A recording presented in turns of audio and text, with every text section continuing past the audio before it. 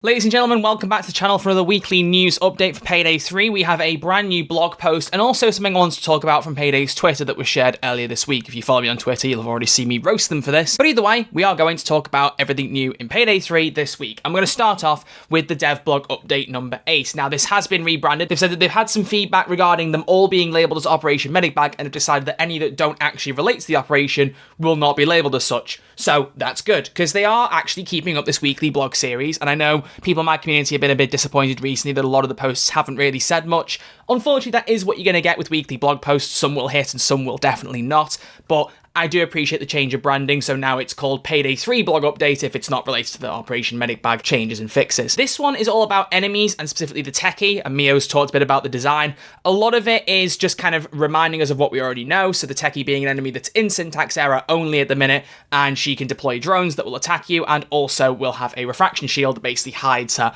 makes her invisible, unless you can just about make her out in the distance.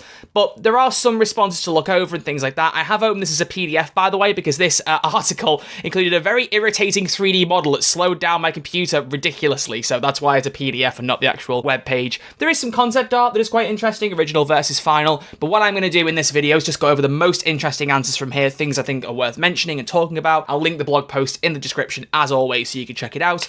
So let's get into it. Let's have a little look at what Mio had to say. So the first thing that I thought was interesting was Mio's description as why they made the Techie in syntax error. He said that special enemies are there to counter specific strategies, and one design space they felt was lacking was encouraging players to spread out more and look above or below the headshot horizon. The Nader already does the former on a smaller scale, but they wanted something that makes you want to leave your fortification to deal with that particular enemy. And so they introduced the Techie as an enemy that you would actually go out and seek the location of to try and deal with. Jumping around a little bit, but just because it adds to the point, he said he likes the Techie in particular because it makes it worthy of a player's anger, and it makes them more satisfying to kill when defeated, and that's why people love to hate the Cloaker, which I mean, personally for me, overall, thoughts on the Techie before we look at the rest of it. I'm of two minds about it personally, purely because it links to what they said in the stream earlier this week, playing over the 2020 dev build. He said that they wanted to set up the armor system so that you would run out and would have to leave the heist. Personally, if that's the case and you set the game mechanics up in that way, you want people to be able to last as long as they can without armor, because once they run out, they've got to go. And part of the fun of Payday is not having to rush out of the heist, is sometimes staying to get the extra loot. And I don't feel like you needed enemies to push that angle. I'm not personally the biggest fan of the Techie, because if you are holding down an objective, you have to then go and seek out the enemy, lose a ton of armor, and then probably deplete your armor bags. I mean, now you've got extra health, it's not as much of a problem, but I do think it was a bit of an oversight setting them up in that kind of way, personally.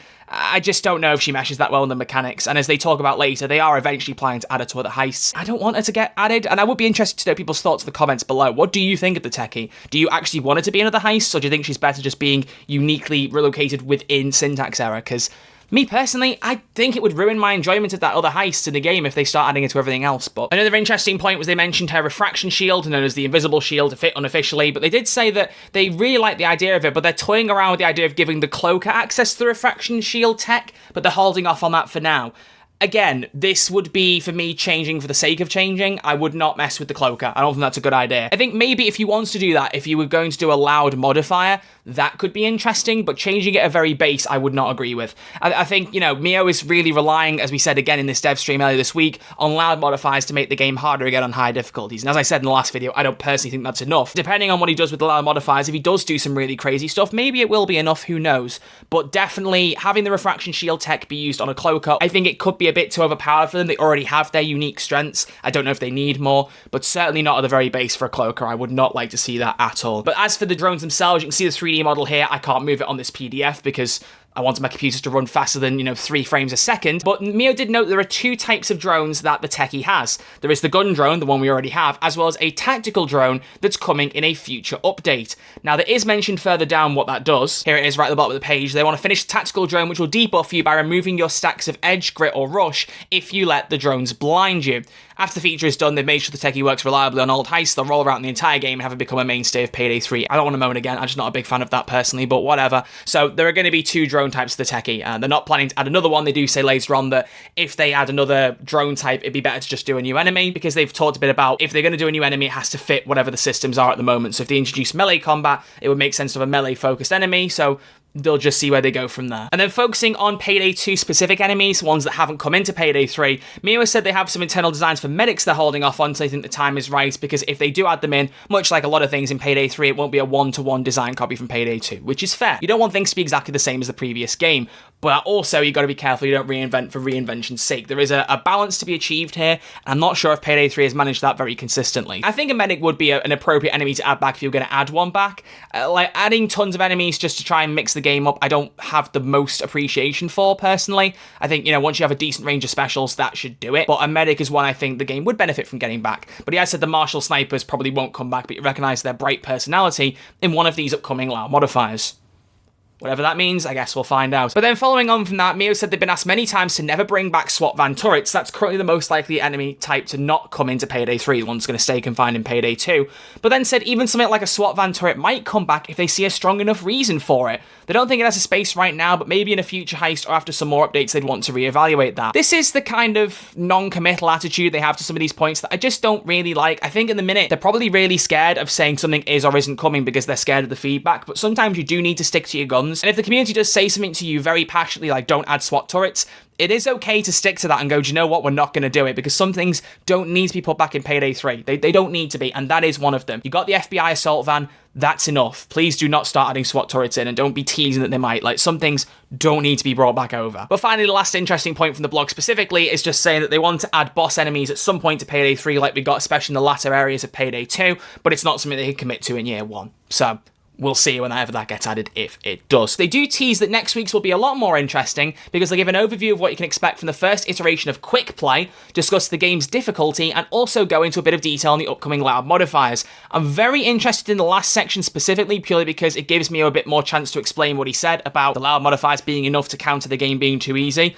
Will be very interesting to see what he says there and how he justifies it. But also, Quick Play. I mean, is that saying that's going to be in the next update? Because usually the stuff they put in here, well, I say that, the Pig Tickler grenade was put in and was clarified it wouldn't be in the next update, so who knows? But, these initial focus things for Operation Medibag do need to be getting added sooner rather than later. There's only about 3 or 4 months till the end of summer, which is when they claim everything will be in the game from the initial focus. So they're going to have to get their act together if they want to make sure that is stuck to. So I'll be very intrigued to see it. But the only thing I wanted to talk about was a tweet from Payday 3's Twitter account. I'm never going to call it X, please don't ask me to. But they talked about challenges being removed, and this kind of thing just really irritates me, I'll be completely honest with you, but let's just read it through first. They've said on Twitter, the challenges will be fully removed and they'll switch to infamy progression being tied to heist completion.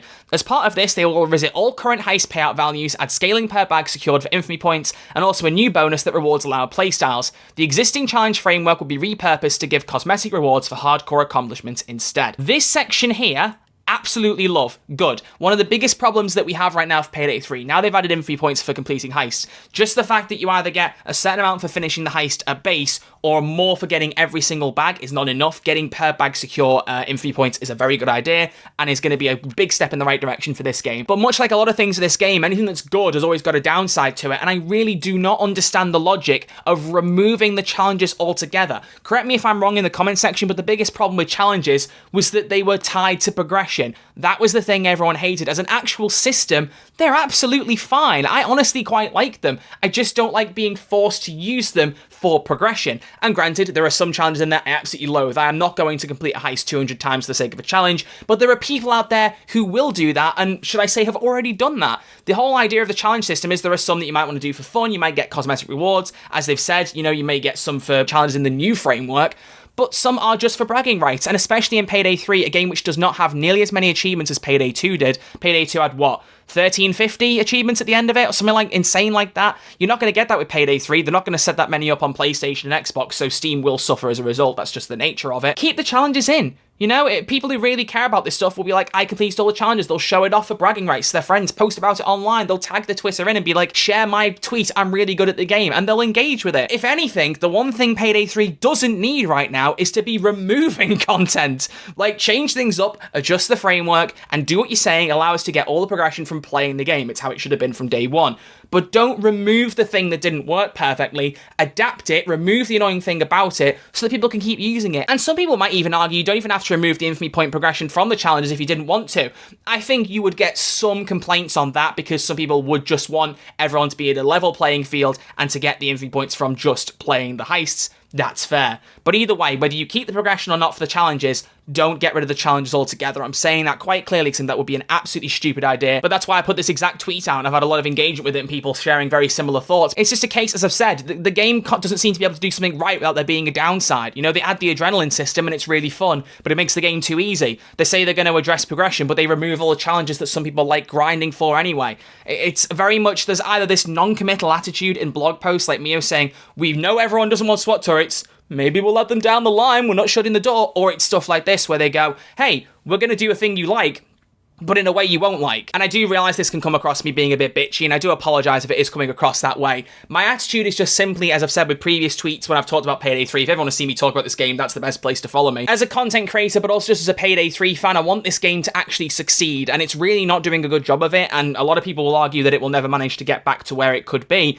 but it just feels like every time they do something that actually could get them some kudos, it just ends up backfiring on them in some way, and I think it really sucks. You know, as a studio, they took ages to come up with Operation Medibag anyway because they didn't want to have knee-jerk reactions, and then they tweet stuff like this and just feels like a knee-jerk reaction in and of itself. So I don't know. I don't know. This is just my overall thoughts on it, and I'm interested again, as always, to hear what you think in the comment section below. I mean, perhaps it's my own fault, because in the original Operation Medibag post, they did say the challenges will be removed. I should have brought more attention to it then. I don't think it's a good idea to do that. That's just me personally, but, I mean, hell, it's not even in the initial focus. This isn't something they're going to add immediately, so there is still time to change that if they wanted to. These are the things they're still working on. I mean, some of them have been added. I mean, I haven't brought the most recent post, but this is the stuff they want to do by summer. So there's still plenty of time to fix what they're doing with progression and not get rid of the challenges. I mean, you put effort into making them for one thing, they're good for bragging rights. Don't remove something you put the effort into if you can repurpose it to something people won't care about at the very least, or will actually use on the more positive side of things. There's no one going to be offended by you keeping the challenges in as long as they can progress normally like they would have done in playing Payday 2. Either way though, that's everything I have to say about today's dev blog and their tweet activity and just the general weekly news roundup for Payday 3. So thank you all for watching, as always. If you enjoyed the video, click the thumbs up button, I'd greatly appreciate it. Hit like, tells me you've enjoyed the content and would like to see more, and click that subscribe button if you want to stay in touch with all future Payday 3 content. I realise after saying that I was changing things up, I have been slacking on the other content front. I am working on a few things. I'm trying to get a couple more interviews arranged, and I'm working on a couple of video essays at the minute, so stay tuned. Hopefully I'll have some more stuff out soon. But either way, thank you all for watching. I'll see you all soon. Have a good weekend. Take care. See you in the next one.